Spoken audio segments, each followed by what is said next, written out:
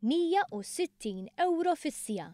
Dasek kienet titħallas Ann Fenech għal xogħol ta' konsulenza li ngħatat mill-Ministeru tal-Finanzi fi żmien li kien immexxi minn Tonio Fenech.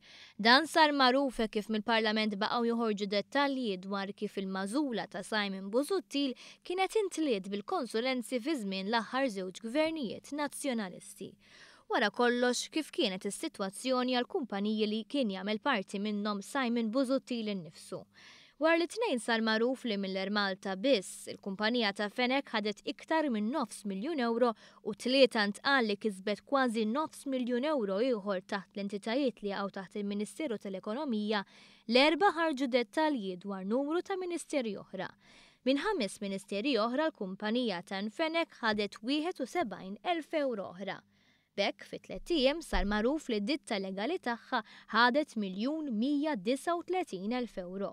Il-maġġoranza assoluta ta' dawn kienu direct orders. 150 direct order minn Malta, 26 direct order minn taħt il-Ministeru tal-Ekonomija u 30 oħra minn taħt 5 ministeri oħra. Fosthom dawk mill-Ministeru li kien imexxi Tonio Fenech.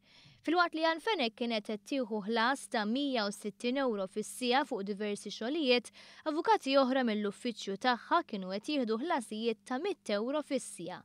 Ann Fenech daħlet bruħa u ġisimha fil-Partit Nazzjonalista wara t-telfa elettorali fl-aħħar elezzjoni ġenerali. Bil-kritiċi tagħha fil-partit ta' spiss jinstemaw jgħidu li missa involvit ruħha qabel, filwaqt li oħrajn jgħidu li r-raġuni għaliex kienet medija f'xogħol ieħor hija ovvja iktar minn qatt qabel.